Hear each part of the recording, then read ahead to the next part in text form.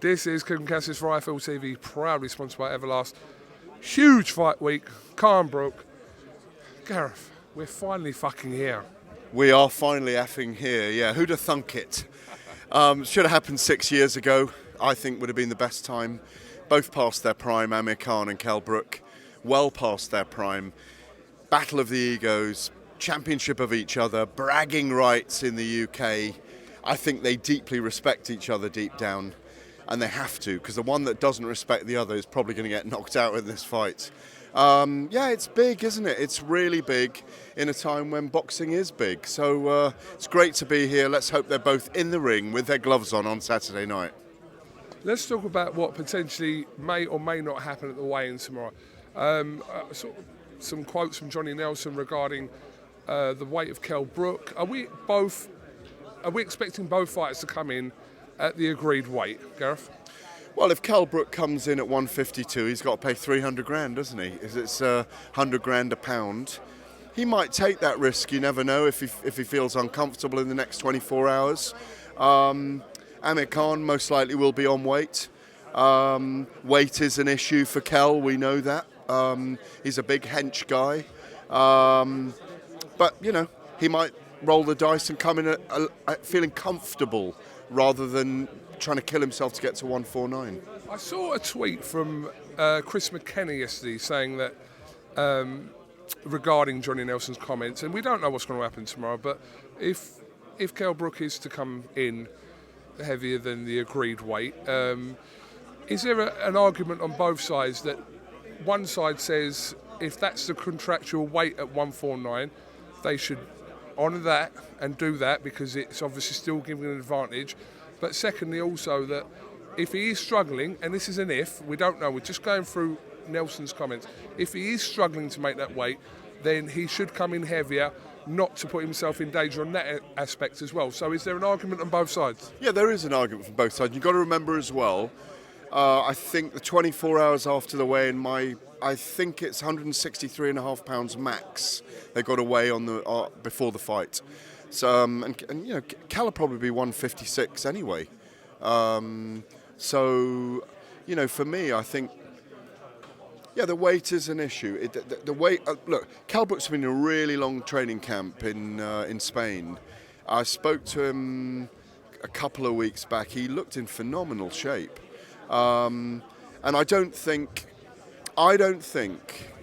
he'll want to give up the money. I think he'll come in on the weight and he'll put a lot more weight on the night. It's a chunk. You're not talking about 10 grand a pound or whatever. You're talking about 100 grand a pound. So you're right. If it is £3, 300 grand, it is a chunk of the money. It is. It's a huge chunk of the money. And, you know, both men could potentially be looking at their last fight here, unless it's some kind of weird fight where they go into the trenches and they go to the well for the last time and they go 12 rounds and it's cagey early, and then we get a middle period when they fight a bit, and then it's a struggle for ascendancy at the end, and we get a razor-tight split decision and they want to do it again and it'll be bigger again. You never know. They could have one great performance left in both of them because they are at similar states of decline. Is both their timing off? You know, will they be very cagey on? I don't think they will be. I think they'll both go for it. I think Khan will let his hands go early, and I think early in the fight, I think it's probably his. Cal has said to me, I might have to cede the first 3 or 4 rounds. Whether he's playing possum there, I don't know. He'll have to cede second place. But I think as the fight progresses, I think it's a better fight for Cal. I've got a round 4 TKO for Amir Khan, blistering hand speed, trapping Cal on the ropes. I've got an 8th round KO for Khan-Brook if he catches Amir and stays in it. We do not know what these two guys have left in them.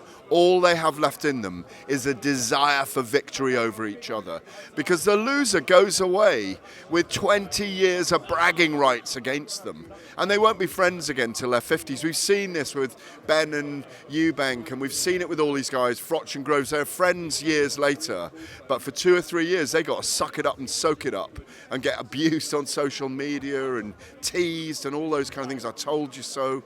But it's thrilling. It's a car crash fight, this, and that's why it's box office. Okay, just before I let you go, obviously I want to get your opinion on this.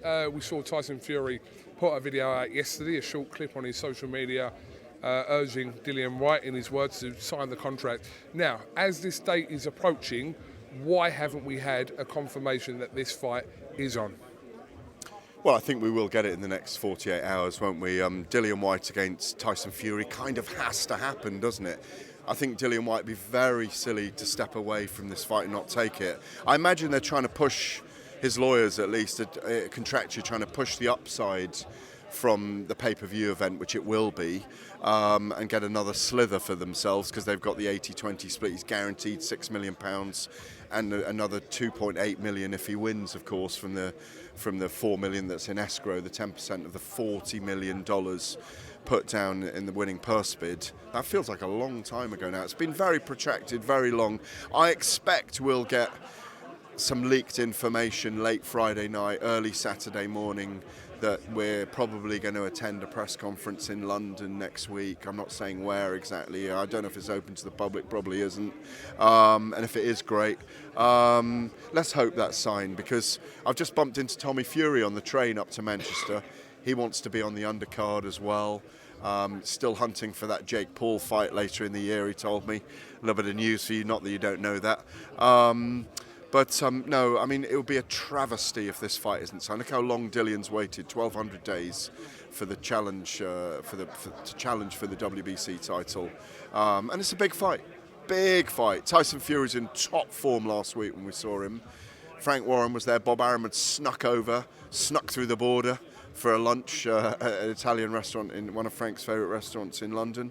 Come on, let's get this fight, and let's get the Joshua Usyk fight announced next, and then we know where we are in the season. I think it's the case, as you well know in boxing, when specific times and dates are given on fights and it doesn't specifically happen on that time and date, everyone starts to speculate and say, well, why hasn't it happened? So I suppose in the next 48 hours, as you alluded to, that things will become a lot clearer. We just hope that it is a formality and it's just a case of the fight is going to. But in boxing, I suppose, expect the unexpected, but we just hope that this fight is confirmed this weekend, and what a fight. Yeah, it's a great fight. Fury-Whyte will bring all his cojones to that fight. He'll come battling forward. Tyson Fury will try and jab him long, hit him with the long right hand. Dillian will be looking to get inside, land that left hook that can put anyone to sleep. So, yeah, it's a great fight. And like you say, I mean, I wasn't even making an allusion to it. I mean it. We need that contract signed. And I think it will happen before Saturday. And I expect to see the two guys together, hopefully at the press conference early next week. And let's hope it's April the 23rd. I hope it's Wembley Stadium, because I think it's a fitting fight for the big football capital of the UK. I agree. But Cardiff's a good second. We live in the south, so we kind of angle towards Wembley, but also Cardiff ain't a bad shout as well, but it looks like Wembley.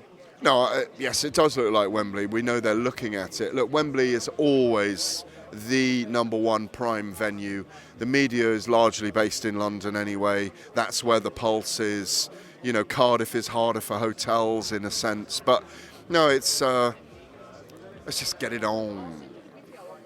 Gareth A. Davies, thank you very much for talking to IFL TV. Have you got anything else you'd like to add before we finish? I'd say, you know, I'm missing Umar Ahmed of IFL TV today, who's just over to the left there, and it's nice to get stepped up to do one with the big Cougs. Just so you know, when you get interviewed by me now, it's a downgrade to Umar, apparently, according to some people on social media. Gareth, thank you very much for your time. We look forward to a huge week here in Manchester. With, as boxing fans, craved this fight for so long. We're going to see it Saturday. Roll on. Yeah, can I just get your pick for Khan-Brook as well? Abso-fucking-lutely not. Right? Fence sitting, there's splinters everywhere. Who you got with you? He's not in shot. He's calling the big He's not dogs in shot. He's down here. Right, let me lift him up. Oh, he's calling the big dogs in. Do you know what? Can I say one thing? Do you think you can get your foot, one of them kicks you do over his head? I don't believe you can do it. Yeah. Yeah. Wait. Gareth? Go on, Gareth. Oh, go on, Gareth. Go on. Almost over his head. Lovely. Thank you very much. Pleasure. Cameo from Spencer Oliver. Gareth, thank you very much. Pleasure. Cheers.